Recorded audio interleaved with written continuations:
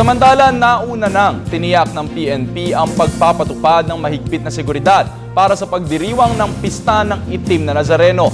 Nagpakalat din ang mga otoridad ng mga tauhan sa iba't ibang bahagi ng Maynila. Sa punto pong ito, makakausap natin si NCRPO Chief Police Director Carmelo Valmoria. Magandang hapon po, sir. Good afternoon po, JC, at saka sa nagpapakilig ng programa. Yes, sir. Good afternoon. Sa kasalukuyan ho ba, sir, ilan na yung nabibilang natin or yung estimate natin na dumalo dito sa traslasyon sa ngayon? Ang based dun sa estimate po as of 131, 130, umabot na po ng 130. Kasi nagbabago yung number eh. Kaninang 1 o'clock, mga more or less 100, tapos ngayon 130. Dito naman sa Plaza Miranda, nagbabago rin yung number. Kaninang 1 o'clock, mga 1,000. Ngayon naman 37. Kasi every hour po may mas marami po ng tao. So yung yung andas po, nandyan pababa na po galing sa Jones Bridge. Yung andas, yung protection. Yes, Director, just to clarify, yung number natin, 130,000 ho, no, na dumalo dito ho sa traslasyon. Hello? Yes, Director? Ano po?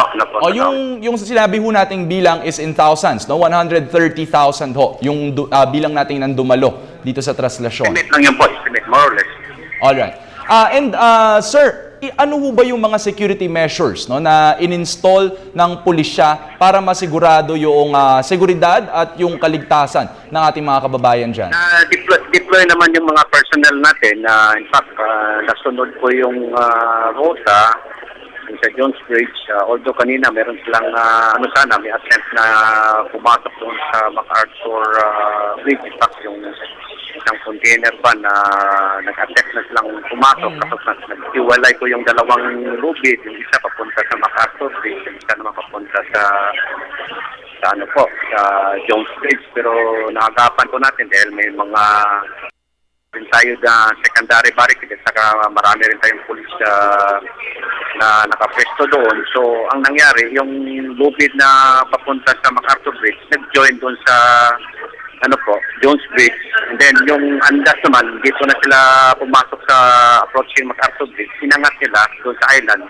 Tapos, tumuloy na po sila sa Jones Bridge. Ang gusto nating papaalam sa mga mamaya na ini-ensure po natin na hindi sila makadaan dun sa MacArthur Bridge dahil siyempre para sa safety rin yun sa mga devote. So ngayon all systems go, pababa na po sila sa Jones Bridge.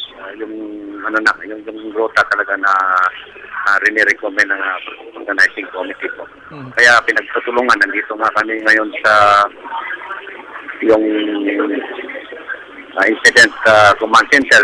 Dito lahat ng representatives ng iba-ibang agencies to ensure po na successful yung And Director, gaano kahaba ho ba yung inaasahan natin? No? Or gaano katagal pa ho ba yung inaasahan natin na daloy ho ng Pista ng Itim na Nazareno?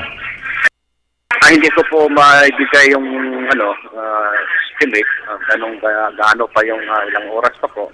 Malalaman din natin na mamaya kasi depende po rin sa flow ng procession kasi sa mga bante, tapos sa mga trasin. So, more or less, based dun sa last year, mas mas mabilis ngayon kaysa last year po. Okay, Director, ilan na ho ba yung mga naitala nating mga nasugatan, no, o yung mga nahilo na sinugod ho sa mga first aid booth o ospital? Meron po tayong ito yung nakukuha na report ko.